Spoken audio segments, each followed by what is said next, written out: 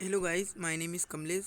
मैं आपके सामने पुनः उपस्थित हूँ एक और पीडीएफ लेकर, जो कि क्लास 10th के लिए बहुत ही महत्वपूर्ण क्वेश्चन है, जो कि हमारे स्कूल से प्रोवाइड हुए हैं हमें।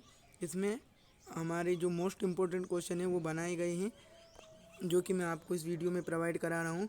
जो अभी हमारी एग्ज़ाम होने वाली है गाइस, उसमें से जो आने वाले हैं अधिकतर क्वेश्चन, वो इसकी हमें स्कूल में एक मोस्ट इम्पोर्टेंट पीडीएफ जारी यानी कि हमें बताइए कि इससे ये आ सकता है, इसलिए हमें नोट डाउन भी कराया है कि ये इससे आ सकता है, इसलिए आप इन्हें याद करिए।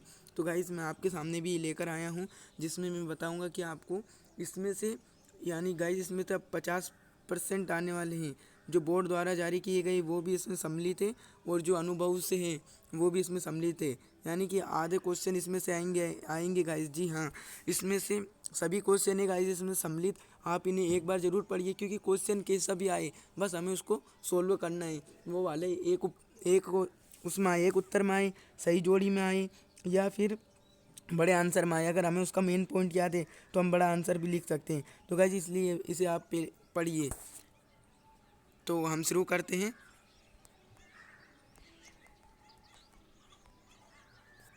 देखो गाइस, कहानी क्या है, मैंने बताया था ना कि कहानी, उपन्यास, ये सब आप याद कर लीजिए। देखो, इसमें बताइए कहानी क्या है। कहानी वो कहानी वो लघु रचना है जिसमें जीवन की किसी एक स्थिति का सरस चित्रण होता है। ये गाइस हो गया ये। अब देखना, एक अंकी में कितने अंक होते हैं। एक अंकी में केवल एक अंक होता है। तो गाइस, ये छोटे छोटे क्वेश्चन हैं जो हमें कभी नहीं आते हैं, पर हम वो जब एग्ज़ाम में बैठते हैं तो हमारे माइंड में से सब निकल जाते हैं। इसलिए आप इन्हें एक बार ज़रूर पढ़िए, इन्हें एक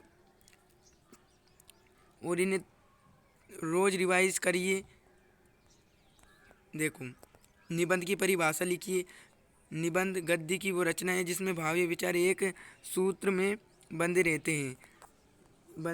देखो गाइस, ये निबंध की, संस्मरण की, गद्य की 4 विधाएं लिखी है। कहानी, नाटक, निबंध, उपन्यास। जी गाइस, ये बहुत ही महत्वपूर्ण क्वेश्चन है, जो कि हमें वो स्कूल द्वारा भी प्रोवाइड हुए हैं। उसमें बोर्ड द्वारा जारी किए गए भी सम्मिलित है, और ओदर क्वेश्चन भी है जो कि अनुभव पर आधारित है।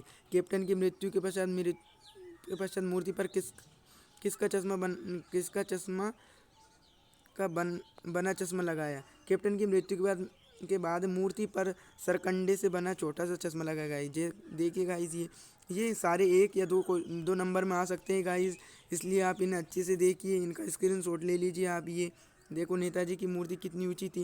जी गाइस, ये तो अभी तक हमने देखा ही नहीं, पर ये देखो ऑब्जेक्टिव बन गया इसका। हम जानते ही नहीं थे कि नेताजी की, हमने पढ़ तो लिया है नेताजी का चश्मा, जो कि स्वयं प्रकाश जी की रचना है। आपको ये से ही सब याद रखना है। नेताजी की जो मूर्ति है उसकी लंबाई, ऊंचाई कितनी है, तो 2 फुट है गाइस। देखो, ये अभी हमसे पूछ लेता तो हम नहीं बता पाते, इसलिए गाइस ये पीडीएफ बहुत ही महत्वपूर्ण है आपके लिए। इससे आपके कम से कम, मैं बता रहा हूँ, 40-50 नंबर आ जाएंगे अगर आपने इन पीडीएफों को अच्छे से पढ़ लिया तो। 40-50 और आप पास हो जाओगे, क्योंकि 33 से तो पास हो ही जाते हैं बोर्ड में, 33 नंबर आता है। तो गाइस, इसे अच्छे से पढ़िए आप। अब देखिए, अब आगे देखते हैं हम। नेताजी की मूर्ति कितनी ऊंची थी, हो ही गया। अब लंगड़ा क्या जाएगा फौज में, पागल है पागल कथन किसका था। उक्त कथन पान वाले का था। जी गाइस, वो कहता था ना कि ये लंगड़ा क्या जाएगा फौज में, पर वो कहते हैं ना, फौज में जाकर ही देश की हिफाजत नहीं हो सकती। हम देश हित में और कुछ भी कार्य कर सकते हैं, जैसे कि उस वो था ना, पान वाला जो लंगड़ा था, जो कि फौज में नहीं जा सका, पर वो नेताजी की मूर्ति पर रोजाना चश्मा लगाता, जिससे वो एक देशभक्ति के रूप में देखता था। तो गाइज, उसने यहाँ देशभक्ति के बारे में बताई है कि वो सैनिक न बनने पर, बॉर्डर पर जाकर देश की रक्षा नहीं न कर सका, पर वो एक क्रांतिकारी का सम्मान कर सका, वही उसके लिए सबसे बड़ी देशभक्ति है। तो गाइज, इस प्रकार वो देशभक्ति कर सका। अब हम देखते हैं, रामवृक्ष बेनीपुरी का जन्म किस गांव में हुआ। रामवृक्ष बेनीपुरी का जन्म बेनीपुरी गांव बिहार में हुआ। देखो गाइस, ये जीवन परिचय में से आ गया हमारा। हम नेक्स्ट देखते हैं, बाल गोविंद भगत की उम्र क्या थी। देखो गाइस, ये तो अभी तक हमने देखा ही नहीं। देखो गाइस, ये आपने पढ़ा पाठ पर ध्यान ही नहीं दिया कि उनकी उम्र कितनी थी, पर ये पूछ लेगा हमसे बोर्ड में तो फिर देखो। इसलिए ये देखिए, पूर्व की ओर से बहने वाली हवा को क्या कहते हैं? पूर्व की ओर से बहने वाली हवा को पुराई पुरवाई कहते हैं। बेटे के मरने के बाद वह बाल गोविंद भगत क्या कर रहे थे? बेटे के मरने पर बाल गोविंद भगत गिटार बजा रहे थे। नहीं नहीं गाइस, उनकी तो खंजड़ी थी, खंजड़ी, जो किंजड़ी रहती है ना। आप देखिए बाल गोविंद वाले पाठ भगत में वो गीत गा तो रहे थे, पर एक खंजड़ी नामक एक वाद्य यंत्र था जो वो बजा रहे थे। तो आप इसे देख लीजिए एक बार। और फादर बुल्के का जन्म कहाँ हुआ था गाइस? ये देखिए, हम जानते ही नहीं है। इतने महत्वपूर्ण क्वेश्चन है जो कि हमने पाठ पढ़ लिया पर हमको अभी याद ही नहीं है। तो गाइस इनका आप स्क्रीन शॉट ले लीजिए या फिर इन्हें वैसे ही पढ़ लीजिए।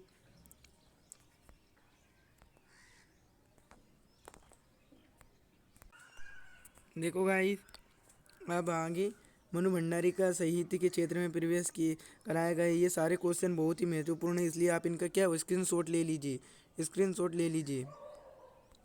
अब हम और देखते हैं जी गाइस। मेरे पास 3 पीडीएफ है, जिसमें मैं आज आपको एक पीडीएफ का सारा बता दूंगा। 3 पीडीएफ में से एक का बता दूंगा, तो आप इसको जो है पढ़ लीजिए अच्छी से। हम नेक्स्ट पेज, आप इनका स्क्रीन शॉट जरूर ले लीजिए गाइस।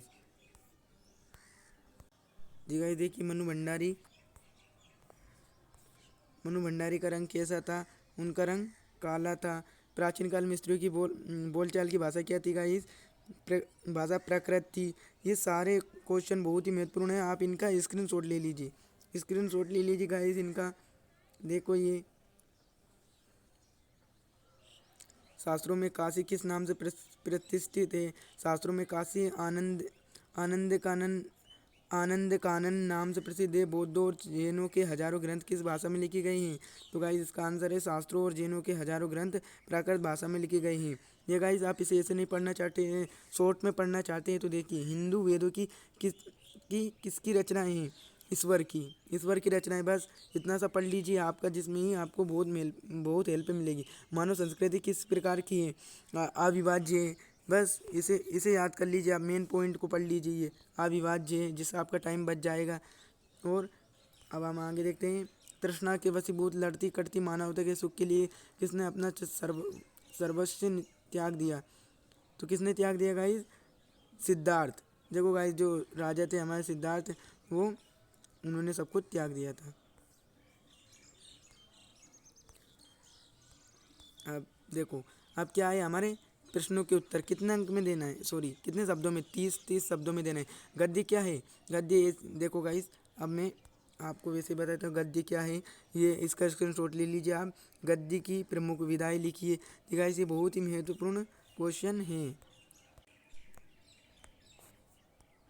देखो, हिंदी साहित्य में गद्य के विकास का काल विभाजन लिखिए। देखो, ये हमारा भारतेंदु युग, द्विवेदी युग, शकल युग। और गाइस अब मैं आपको बताता हूँ कि इनकी विशेषताएं आप याद कर लीजिए, क्योंकि विशेषताएं इनमें से एक ही पूछेगा, विशेषताएं। देखो गाइस, जो बोर्ड में एग्ज़ाम होता है मैं सारे आपको प्रोवाइड कराऊंगा।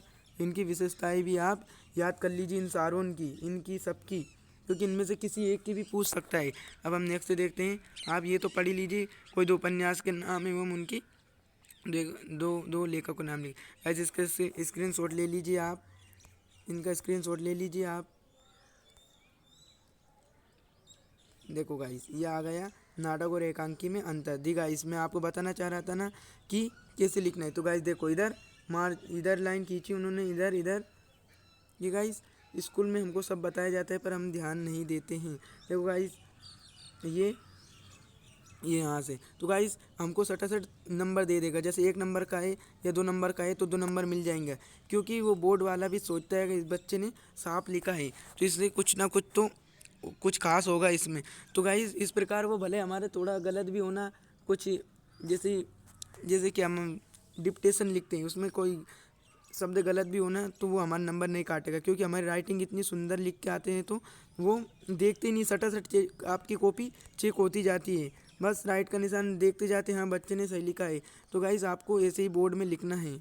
गाइस आप इसका स्क्रीनशॉट ले लीजिए।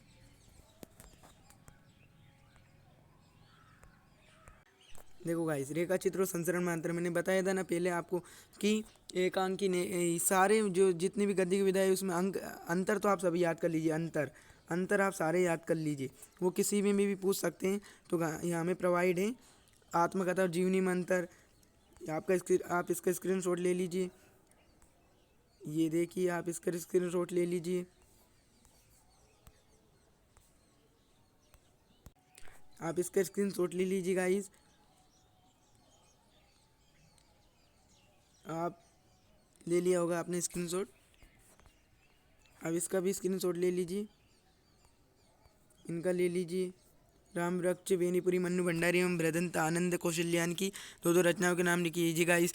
आपको मैं बता रहा हूँ ना, आपको जो जीवन परिचय, लेखक परिचय, कवि परिचय, उनमें से आपको सब पढ़ लेना है, क्योंकि उसमें से ऑब्जेक्टिव बन सकते हैं, जिससे किसका जन्म कब हुआ और किसकी शिक्षा कहाँ हुई। जैसे कि हमें जो अभी अर्धवार्षिक परीक्षा हुई है वही उसमें अभी पूछे गए थे। अब हम नेक्स्ट देखते हैं। आप इनका भी स्क्रीनशॉट ले लीजिए। आप इनका स्क्रीनशॉट ले लीजिए। कैप्टन बार बार मूर्ति पर चश्मा क्यों लगा देता था जी गाइस। ये तो आप एक बार पढ़ लीजिए, जिसमें याद हो जाएगा आपको, पर आपको पढ़ना जरूर है। ये बहुत ही महत्वपूर्ण PDF है। बाल गोविंद भगत की पुत्रवधू ने कला क्यों नहीं छोड़ना चाहती थी, इसका भी स्क्रीनशॉट ले लीजिए। आप इन सबका स्क्रीनशॉट ले लीजिए।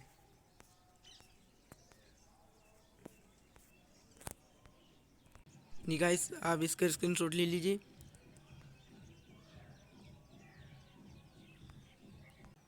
इसका भी ले लीजिए। अगर आपने इन PDF को पढ़ लिया गाइस, तो आपको मेरिट में आने से कोई नहीं रोक सकता है गाइस। देखो, ले लिया होगा आपने स्क्रीनशॉट। इसका भी स्क्रीनशॉट ले लीजिए।